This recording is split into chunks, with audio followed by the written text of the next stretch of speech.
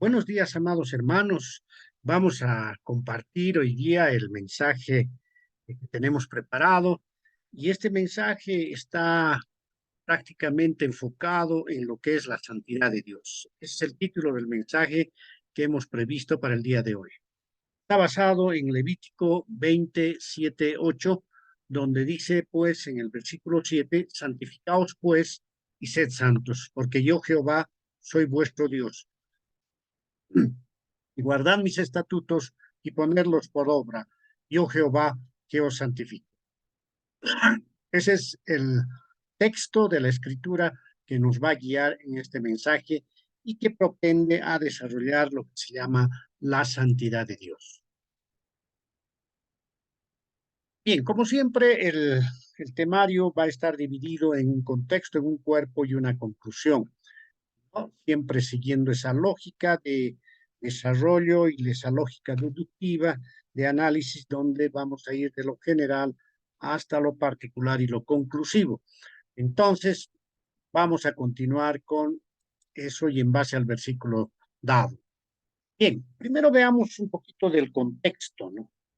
El contexto general, vamos a hablar rápidamente de lo que es la santidad. El teólogo Luis Berkhoff dice en alguno de sus escritos, el principal significado de la santidad de Dios es su trascendencia, ¿no? Dios es trascendente en un sentido absoluto y ontológico, o sea, ontológico en el sentido de que está relacionado con su ser. ¿Por qué es trascendente Dios? Porque es distinto a su creación. Es decir, que hay una distancia infinita que nos separa, la palabra separa, kat en el hebreo, de Dios. Hay una distancia infinita que nos separa de Dios. La creación está, ¿no? Dios está trascendentemente más allá de su creación, ¿no? Él es el autor de la creación, pero está lejos de su creación, infinitamente lejos de su creación. En el libro de Oseas, la santidad de Dios se describe en el amor del Padre que libera a su pueblo y le enseña a andar. Está en el capítulo 11 del libro de Oseas. También se describe el amor de esposo que perdona y renueva a su esposa, ¿no? Entonces aquí hay dos aspectos de la santidad de Dios, el amor de padre y el amor de esposo, ¿no? Entonces, el amor de esposo perdona y renueva a su esposa para que pueda vivir en la experiencia de su salvación. Por tanto, en la comunión de su alianza, ¿no? Podemos leer el capítulo 2 de Oseas y el capítulo 16. Ser santo desde una perspectiva general significa ser puro, consagrado, separado para Dios. Dios llama a sus hijos, aquellas personas que ha salvado, a vivir una vida de santidad, ¿no? La cual solamente es posible gracias a la obra de Jesucristo. Nuestro Señor Jesucristo entregó su vida por nosotros para purificarnos y hacernos santos, ¿no? Podemos confrontar Efesios 5, capítulo 25, capítulo 5, versículo 25 al 27. El libro de Isaías nos habla un poquito de algo más, ¿no? Dios es tres veces santo, dice, ¿no? Y ahí podemos interpretar que se refiere a estos tres aspectos fundamentales de santidad. Primera santidad es que se manifiesta en el Padre, que es la fuente de santidad, ¿no? Esa santidad del Padre se muestra en un amor que suscita la existencia santa del Verbo y del Espíritu. El Verbo, nuestro Señor Jesucristo, es su expresión de santidad en cuanto a la representación del pensamiento, de la santidad y el amor de Dios encarnado. El segundo aspecto de la santidad. El tercer aspecto es el Espíritu, que es la impresión o la representación o la reproducción, perdón, de esa santidad y amor en la vida del creyente. Ya que podemos decir claramente que Dios es el Padre, la fuente, Dios es la fuente de santidad, el Hijo es la expresión de esa santidad, el Verbo, y el Espíritu es la impresión o la reproducción de esa santidad. Entonces, santo, santo, santo, podríamos decir. El creyente debe buscar, ¿no?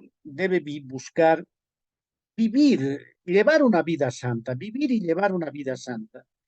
Pues sin tan santidad nadie puede ver al Señor. El creyente debe asegurarse de que no le falte el amor de Dios y de que ninguna raíz amarga brote, causando problemas y envenenamiento en el alma. Podemos leer Hebreos capítulo 12, ¿no? Versículo 14 a 15, nos dice exactamente lo que estamos mencionando. Eso en cuanto al contexto general de lo que significa la santidad, ¿no? De acuerdo a lo que queremos expresar en esta reflexión, en este mensaje que estamos desarrollando el día de hoy. En un contexto inmediato, podemos hablar un poco del libro de Levítico. El tema central de este libro de Levítico es la instrucción. Este libro fue escrito en 1445 a 1405 antes de Cristo. El autor del libro es Moisés y el lugar es el monte Sinaí, aquel monte donde Moisés había recibido el decálogo o las 12 tablas de la ley. O las tablas de la ley, perdón. Cuando termina Éxodo, ha pasado un año después de la salida de Egipto. En ese año se producen dos aspectos, podríamos decir, o dos avances en la relación con Dios y su pueblo. El primero es que la gloria de Dios, ¿no?, se manifiesta y reside ahora entre los israelitas, ¿no? Se muestra en una nube, en una columna de fuego. Dios, ¿no?, baja con su gloria hacia el pueblo y reside con el pueblo mostrando su gloria. En segundo lugar, ¿no?, se crea, ¿no?, un lugar central para la adoración, que es el tabernáculo. Los israelitas están acampados al pie del monte Sinaí en el desierto y tienen la posibilidad de usar el tabernáculo para acercarse y entrar en comunión con Dios. De todo este análisis se desprende una temática subsidiaria del libro de Levítico, que en primer lugar es la instrucción, y la temática subsidiaria viene a ser la santidad. Si leemos Levítico 11:44, dice: porque yo soy Jehová vuestro Dios, vosotros por tanto os santificaréis, seréis santos, porque yo soy santo. Así que no contaminéis vuestras personas con ningún animal que se arrastre sobre la tierra. Dios claramente y con todo derecho, con todo lo que Él es santo, y había demostrado, se había revelado con esa santidad hacia el pueblo de Israel, estaba exigiendo que el pueblo también muestre esa actitud de santidad, justamente porque Dios es santo, ¿no? Levítico introduce varios elementos de adoración a la santidad de Dios a través de instrucciones. Por ejemplo, dice que se deben celebrar una serie de fiestas, un conjunto de sacrificios estructurados y regulados. También se debe introducir un sumo sacerdote y un sacerdocio formal. Levítico, por tanto, es el libro que da todo este tipo de instrucciones para cumplir con estos propósitos que Dios establece. A lo largo de todo el libro de Levítico se instruye continuamente sobre la dedicación a la santidad personal en respuesta a la santidad de Dios. ¿Cómo se estructura este libro? De los capítulos 1 al 7 hay las leyes para la adoración. De los capítulos 8 al 10 hay las leyes para el sacerdocio. Los capítulos 11 y 16 desarrollan las leyes para la limpieza y los capítulos 17 a 27 las leyes, ¿no? Entonces, ahí estamos justamente con toda esa temática del libro de Levítico. Bien, veamos el cuerpo. El cuerpo lo vamos a dividir en tres partes, acordémonos bien, en torno a los versículos que hemos mencionado, ¿no? Levíticos 20, 7 y 8. Entonces, la santificación, ¿no? El primer punto, que va a estar guiado por la primera parte del versículo 7, donde dice, santificaos pues y sed santos. Vamos a definir el concepto de santificación, su origen y su significado verdadero desde un punto de vista bíblico. Segundo, Levíticos 27b dice, porque yo Jehová soy vuestro Dios. ¿Quién es Jehová? El Santo.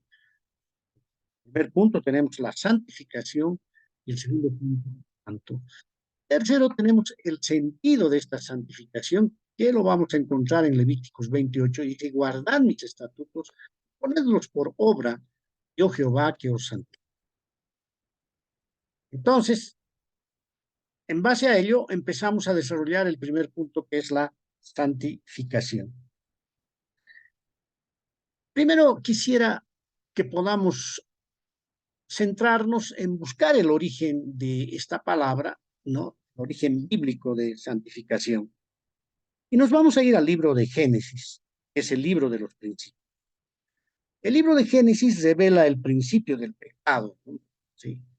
También revela la provisión para la redención del pecado bajo el nombre de Jehová Jireh, que lo hemos estudiado con la experiencia de Abraham con su hijo.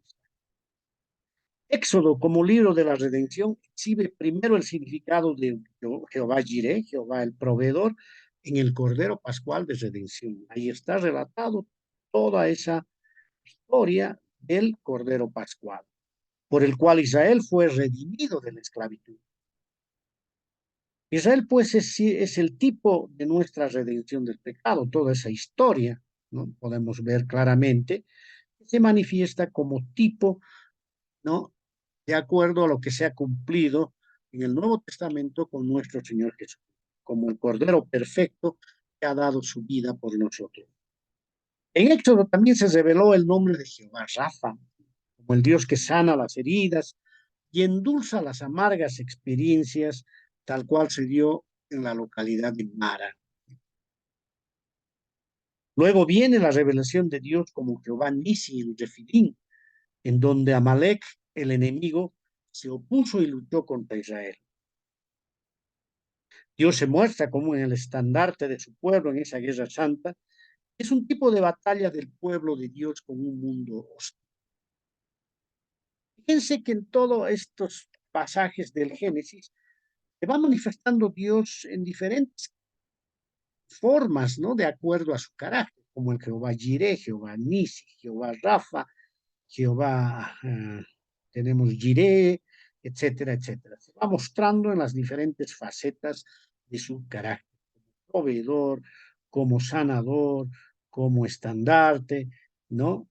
Como, como inclusive el Jehová de los ejércitos, etcétera, ¿no? Es quien pelea nuestras batallas. En ese sentido, podemos decir que Levítico es el libro de la vida, del andar y la adoración de un pueblo ya redimido, ¿no? Ya fue redimido de Egipto y Dios ha dejado pues una serie de leyes al pueblo para que pueda caminar en justicia. En este escenario, la santificación es el tema central, puesto que la redención ya fue presentada completamente. La primera dimensión de Dios como santificador se hace al concluir la creación. Si vamos a Génesis capítulo 2, versículo 3, dice, y bendijo Dios al día séptimo y lo santificó. Y aquí la palabra que refleja este término de santificó es Kadash, que quiere decir ser limpio, ser apartado, celebrar, quiere decir consagrar. Entonces Dios, según la escritura, dice, y bendijo Dios al día séptimo y lo santificó, Kadash, porque en él reposó de toda la obra que había hecho en la creación. No es que Dios se cansa, ¿no? Pero realmente yo creo que se sintió, ¿no? Satisfecho de su creación y lo que hizo fue contemplar todo lo bueno que había creado. La palabra santificar, después de esta mención en Génesis, no se menciona de nuevo hasta que en Éxodo capítulo 13, versículo 2, dice, conságrame, ¿no? aquí la palabra Kadash, está dirigido a la consagración de todo primogénito. Dios le había ordenado a Moisés, de acuerdo a la experiencia de Egipto, cualquier primogénito que nazca en el seno del pueblo de Israel debería ser consagrado hacia Dios, entregado hacia Dios, ¿no? Así pues, Israel en sí mismo es un tipo como primogénito entre las naciones por quien Dios realizará la redención. La redención primero comienza por el pueblo de Israel. Dios siempre ha prometido que va a redimir al pueblo de Israel pese a su rebeldía y a todo lo que se oponía inclusive, ¿no? Y no reconocía toda la obra milagrosa que Dios había hecho en su caminar. El libro de Levítico, ¿no? Establece de manera santa en la cual un pueblo ya redimido debe andar en forma digna de su llamamiento. Eso es lo que Levítico nos enseña también. Entonces ya hemos visto que el origen bíblico de esta palabra ya empieza en el Génesis, en el Éxodo, ¿sí? Con dos tendencias, ¿no? ¿No? De apartar y de consagrar. Veamos más precisamente el significado bíblico de esta palabra. El término santificar aparece frecuentemente en las escrituras del Antiguo Testamento. La palabra hebrea kadash, que es justamente santificar, se traduce como dedicar, consagrar, santuario, santo y sagrado. Y aparece unas 700 veces en sus diferentes formas. Esta palabra no ha sido transliterada a un nombre castellano. Sin embargo, es una palabra muy, pero muy importante del Antiguo Testamento, pues expresa muy claramente el carácter de Jehová y lo que él requiere de su pueblo. Por tanto, el nombre Jehová Kadash o Makadeshen, que dicen muchas traducciones, etcétera, significa Jehová el que santifica. Como habíamos mencionado hace algún momento, el significado primario de esta palabra es apartar o separar. Nos vamos a quedar con esa traducción, esa interpretación, apartar o separar. Santo denota algo que es apartado, ¿no? Algo que es separado. Dios te dice, ya no eres del mundo cuando te aparta, cuando te santificas, sino eres de mí, te aparta para Él.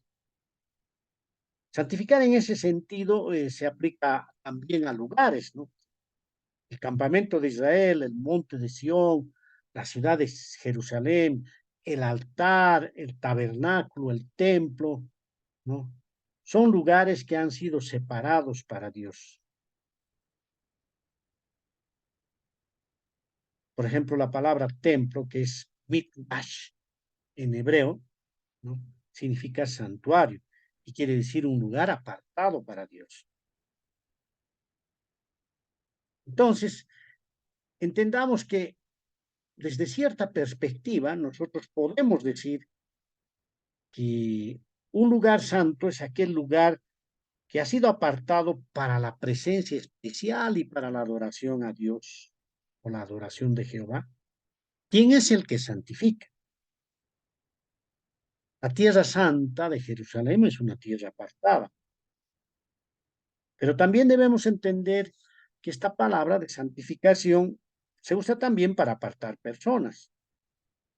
Algunas personas fueron apartadas antes de su nacimiento, ¿no? Jeremías, los primogénitos de Israel, Pablo, los sacerdotes y todo el pueblo que son.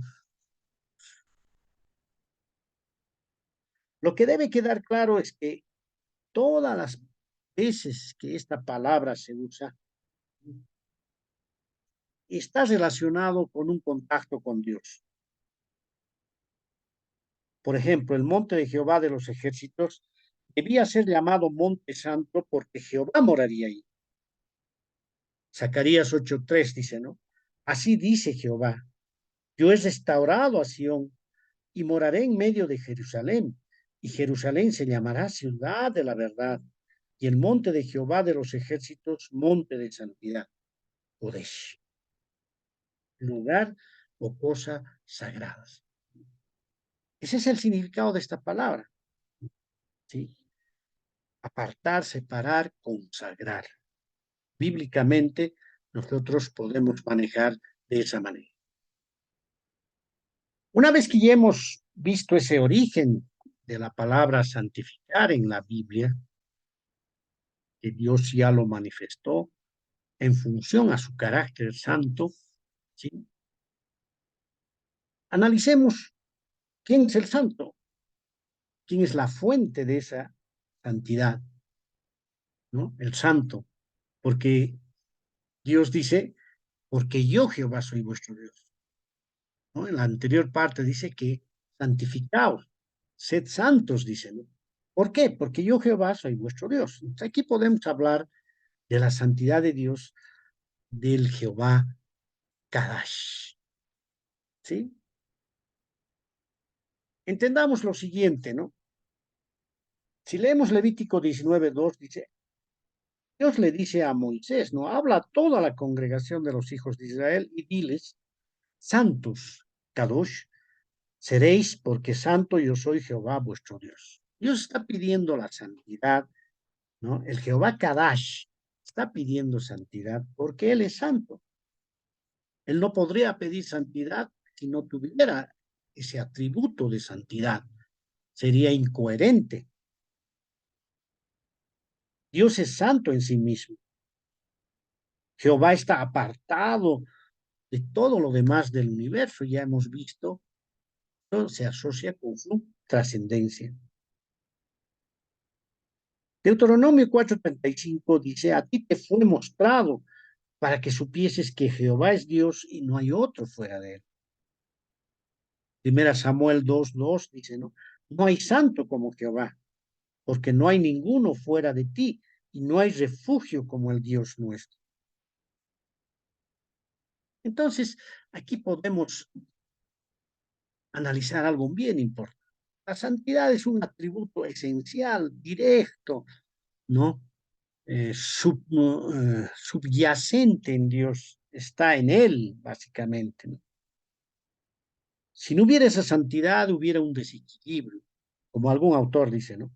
La santidad es el equilibrio de todos los atributos de la deidad, dice, de Dios.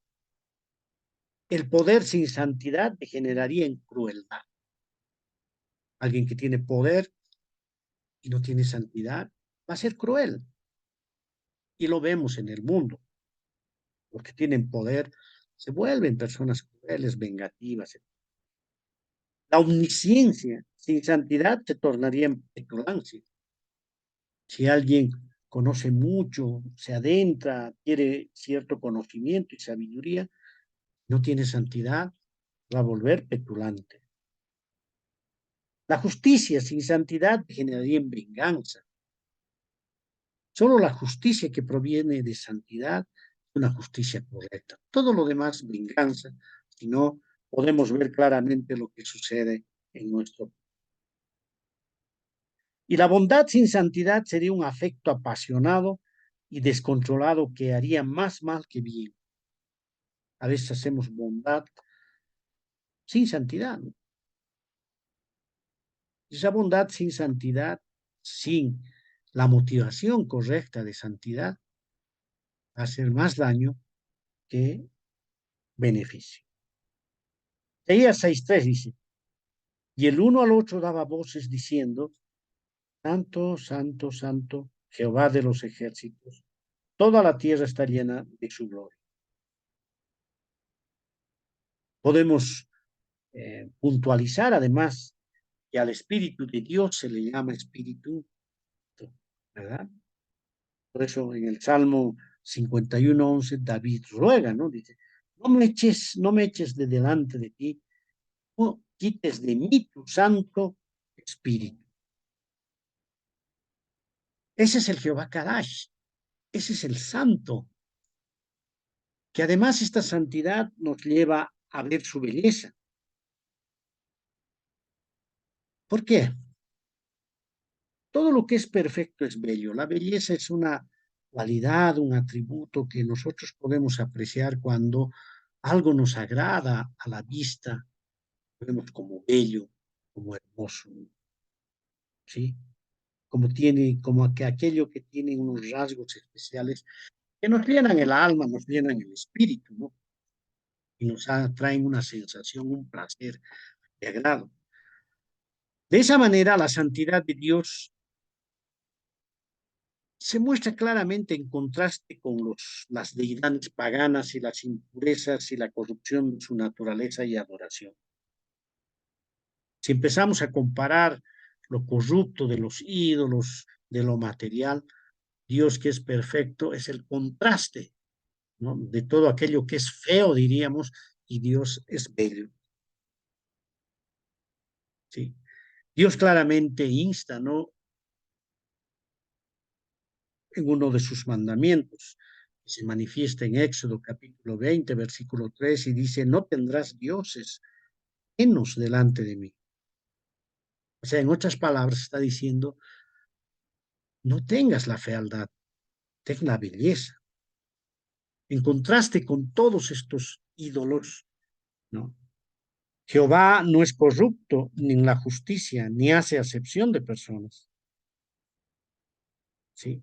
En realidad la palabra ídolo representa una cosa de nada, algo que es bueno para nada, algo que es vano, algo que es nulo, algo que es inútil, ¿no? Es una imagen que no tiene valor, como dice el Salmo 95, porque todos los dioses de los pueblos son ídolos, pero Jehová hizo los cielos, que muestra claramente el contraste de Dios, de Jehová como creador, frente a lo que pueden hacer los ídolos del mundo. Los dioses paganos en realidad eran y son un grupo depravado que se preocupaban y se preocupan, se esfuerzan únicamente por su propio placer, por sus pasiones, por sus peleas. En la adoración de estos dioses se cometen crímenes inauditos, ¿no? Excesos, crueldad, ¿no? Se queman a niños, etcétera. Se lleva a todo tipo de excesos terribles, ¿no? Borracheras. Todo eso contrasta con la hermosura, con la santidad y belleza de Dios. Es en esa santidad trascendente que está la gloria y la belleza de Dios. Dios es bello, ¿no? Porque perfecto, porque se aleja de todo el estándar del mundo, de su creación. La belleza perfecta del Señor es producto de su perfecta santidad. Si se olvida la santidad de Dios, se destruye la belleza del Señor. Lo más admirable y fundamental del carácter de Dios es su pureza, su admirable pureza. Pureza. Qué hermoso es Dios, ¿no? Salmo 27:4 dice, una cosa he demandado a Jehová, esta buscaré, que esté yo en la casa de Jehová todos los días de mi vida para contemplar la hermosura de Jehová, para inquirir en su templo. Nuestro Dios, nuestro Señor Dios, es santo y de inconmensurable belleza. Es perfecto. En esta línea él no puede permitir que su pueblo adore a otro. Él es celoso. No celoso en el sentido humano, aquellos celos, ¿no? Desviados que hacen que uno mire si le están mirando mal a la esposa o al esposo, que haya unas reacciones de ira, etcétera. No, Dios es celoso porque salvaguarda a su criatura y quiere que su criatura esté dedicado a él, así como lo ha separado en su santidad, ¿no? Él debe estar consagrado a Dios. Éxodo 34:14 dice, porque no te has de inclinar a ningún otro Dios, pues Jehová, cuyo nombre es celoso, Dios celoso es. Quiere que te inclines ante otro, pero no por el bien de Dios, no porque ese celo tonto que a veces manifestamos, sino porque te quiere bien, ¿no? Quiere que tú estés bien, quiere que tú estés lejos de toda esa maldad, de toda esa fealdad, porque Él es bello. Bien, ya hemos hablado del Jehová Kadash, del Santo, porque yo Jehová soy vuestro Dios bello, nuestro Dios bello, que podríamos decir. Ahora vamos a hablar del sentido de todo esto. ¿Qué Dios quiere que sea santo? Eh, Levítico 28 dice, y guardad mis estatutos y ponedlos por obra, yo Jehová que os santifico. Entonces, aquí claramente podemos ver que Dios ha rescatado al hombre de la perversión, de ese corazón pervertido que no tiene la gracia de buscar a Dios, pero Dios provee esa gracia para que el hombre pueda buscarlo, ¿no? Pero viene de Dios. La iniciativa siempre viene de Dios. Por tanto, ¿qué sentido tiene esa santidad para el pueblo de Dios? Como la santidad es esa gloria, esa hermosura, ¿no? Y es aquello que Dios desea impartir a su pueblo. Dios quiere impartir santidad a su pueblo. Pedro lo manifiesta claramente en su primera carta. En su segunda carta, segunda Pedro 1:4, dice, por medio de las cuales nos ha dado preciosas y grandísimas promesas, para que por ellas llegases a seis participantes de la naturaleza divina, habiendo huido de la corrupción que hay en el mundo a causa de la concupiscencia. Dios te ha dado, nos ha dado grandísimas promesas al pueblo de Dios, a ese pueblo, para que esas promesas encuentren un sentido y el hombre viva con las cosas de Dios, crezca con las cosas de Dios y crezca en santificación, sea cada vez más santo si se quiere. El hombre, ¿no?, pasa dos aspectos de santidad, el aspecto de santidad posicional y el aspecto de santidad de estado, ¿no? La santidad posicional, Dios hace que el hombre cambie de posición, cambie de criatura y se vuelva hijo, nace de nuevo y cambia de posición, entra en la familia de Dios, pasa a una posición privilegiada. Ese paso, ese cambio de posición es instantáneo y se da en el bautismo del Espíritu Santo y en el nuevo nacimiento.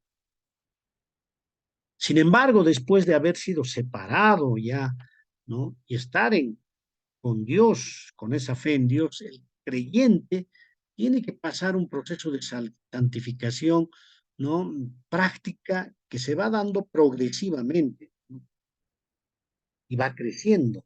Ese es un cambio ya de estado, ¿no?, de estado que tiene que ver con ese crecimiento progresivo. Dios desea que el hombre que fue hecho a su imagen y que corrompió esa imagen por medio del pecado, sea restaurado esa imagen como un nuevo hombre. Efesios 4:24 dice, y vestíos del nuevo hombre, creado según Dios en la justicia y santidad de la verdad. Santidad. Un Dios que está separado de todo mal, que es perfecto, que es puro, que es limpio. Requiere que el pueblo que escoge también esté separado de todo mal y que se separe de todo mal para el propósito que Él ha diseñado para este pueblo, para estas personas. El pueblo de Dios debe obedecer a Dios y debe cumplir sus mandamientos hacia la santidad práctica. Un pueblo es como los dioses a quien sirve. El término santificado en su aplicación al pueblo de Dios significa no solo una posición o relación con respecto a Dios, significa también una participación en la naturaleza de Dios, en su carácter, en sus obras, significa crecimiento, madurez, significa la representación de cualidades morales y espirituales. Estar separado o apartado de todo mal o maldad no es meramente ser negativo contestatario, sino ser verdaderamente bueno de acuerdo a los estándares de Dios. El libro de Levítico en el capítulo 18, versículo 4, nos dice: mis ordenanzas pondréis por obra y mis estatutos guardaréis andando en ellos. Yo Jehová vuestro Dios está mandando esto. El corazón del hombre, como dice Jeremías en capítulo 17:9, es engañoso, no es santo. Dios ha provisto en su plan, ¿no?, que ese corazón perverso, ¿no?, que solo Él conoce, solo Dios conoce, se ha transformado a través del nuevo nacimiento y a través de la santificación práctica. El otro sentido que debemos encontrar nosotros es ese sentido de vivir en Cristo. Las personas que han nacido de nuevo, que hemos nacido de nuevo, encontramos un nuevo sentido a nuestra vida, un nuevo propósito en Jesús, una nueva esperanza de vivir en Cristo, de vivir esa aventura de crecer. Cristo, como el unigénito del Padre, es el resplandor de su gloria y es la imagen misma de su persona. Nuestro Señor manifestó perfectamente la gloria y la belleza del Padre. Como en el Antiguo Testamento, en el Nuevo Testamento somos apartados o santificados en base de nuestra redención en Cristo. Segunda Timoteo 1:9 dice: quien nos salvó y llamó con llamamiento santo. La palabra griega, ya no hebrea, era kadash, es hagios, que es sagrado, consagrado, puro, sin culpa, ¿no? Dios ha separado, ¿no? Esta palabra hagios significa separado, sagrado, puro, sin culpa. Y Dios te ha separado y nos ha separado no conforme a nuestras obras, según el propósito suyo y la gracia que nos fue dada en Cristo Jesús antes de los tiempos, los siglos. Jehová es perfectamente santo. Por lo tanto, el Señor Jesús, el Jehová Jesús, fue completamente santo e inmaculado en su vida. Por eso Hebreos 4:15 dice, ¿no? Porque no tenemos un sumo sacerdote que no puede compadecerse de nuestras debilidades, uno que fue tentado en toda nuestra semejanza, pero sin pecado. Ese es el misterio más hermoso, ¿no? Cristo se volvió hombre y fue tentado como los hombres. No olviden la experiencia que tuvo de 40 días en el desierto, donde Satanás trató por todos los medios de tentar a nuestro Señor. Pero Cristo se mantuvo incólume en su situación de hombre, de la reencarnación de Dios como hombre, y todo siempre sin pecado. Lo que Israel debía hacer nacionalmente, debemos serlo también nosotros como iglesia y también personalmente. Debemos obedecer y cumplir lo que Dios dice en su voluntad. ¿Por qué? Porque eres santo. Vives en Cristo. Una persona que vive en Cristo debe manifestar santidad. Se nos recuerda claramente aquí que la santificación no es solamente con respecto a nuestra posición en Dios, en Jehová, sino respecto también a la vida práctica, que implica vivir en el Espíritu, obedecer y dar fruto, tal como cita Pedro. Primera Pedro 1:15 dice, no, como aquel que os llamó es santo, sed también vosotros santos en toda vuestra manera de vivir. Sino como Dios es santo, tú también debes ser santo. Dios nos ha colocado en una aprobación, en una situación de privilegio. Cuando te ha separado del mundo, te ha dicho, ya no eres más del mundo, no eres de mí. Así te está diciendo, te está dando un beneficio y una bendición sublime. Primera Pedro 2:9 dice, mas vosotros sois linaje escogido, real sacerdocio, nación santa, pueblo adquirido por Dios, para que anunciéis las virtudes de aquel que os llamó de las tinieblas a su luz admirable. Primera Pedro 1:15 dice, y no como aquel que os llamó es santo, sed también vosotros santos en toda vuestra manera de vivir. Amados hermanos, si Dios es santo, te ha llamado, te ha apartado, es santo, no solo en la posición que Él te ha colocado, sino en el estado, es decir, en el estado de crecimiento, de superación, ¿no? Que cada día peques menos, de que cada día vayas pareciéndote más a Él. Ese es el sentido de vivir en Cristo. Ese es el sentido para el pueblo de Dios, ¿no? Esa es la promesa que Dios nos ha dado siempre. Bien, hemos visto cuál es el verdadero concepto de santificación desde su origen, su significado. Hemos visto quién es el santo, qué representa ese santo, el Jehová Kadash, el bello, ¿no? Así lo estamos conociendo a Dios como Jehová Kadash, ¿no? Como el Jehová, el que santifica, básicamente.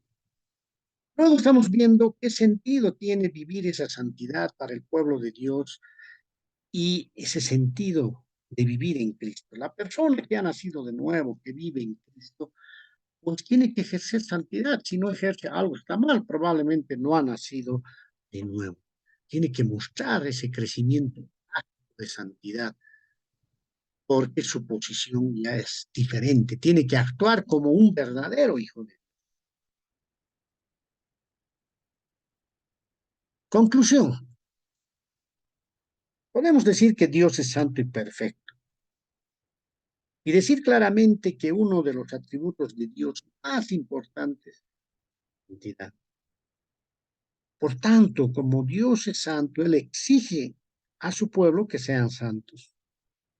Levítico 19:2 dice, habla a toda la congregación de los hijos de Dios y diles, santos seréis, porque santo soy yo, Jehová vuestro Dios. Segundo, la santificación, tal como hemos visto, estar separado y consagrado a Dios, separado y consagrado, SP. En esta situación de que es separado, el creyente es cambiado de posición y apartado para Dios en ese momento que se llama el nuevo nacimiento. Sí.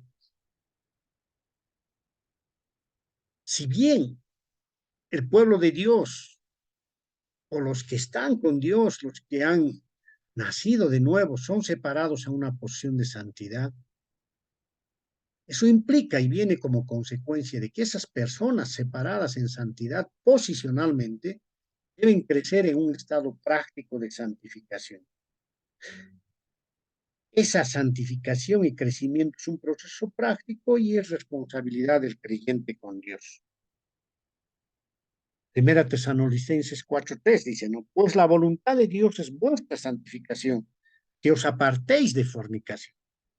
Apártate del pecado. ¿Por qué? Porque tú eres santo, porque tú vas a crecer en esa santidad y no puedes estar haciendo cosas que van contra Dios, ¿no? Cuarto, el modelo de santidad es Jesucristo, quien es la imagen de la gloria y perfección de Jehová. Jesucristo, el Hijo de Dios, fue sin pecado y muestra la condición perfecta de hermosura y belleza santa que refleja al Padre.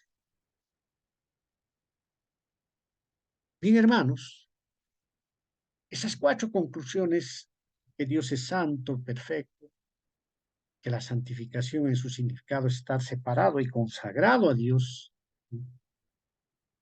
que hay una santificación posicional, pero hay una santificación de estado, de crecimiento.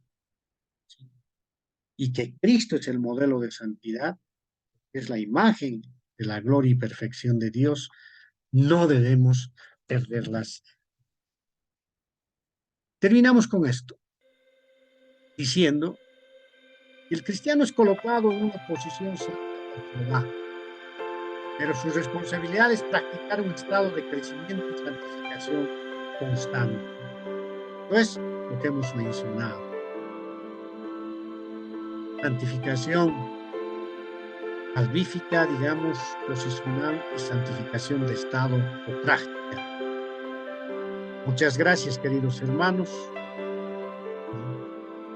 Que Dios los bendiga con toda riqueza espiritual para que vosotros podáis ser transformados, santificados en cada uno de los días de sus vidas. Dios te bendiga, caminar sea siempre en santificación. ¿Por qué? Porque Dios es. Muy bien, amados hermanos, con eso terminamos nuestro mensaje.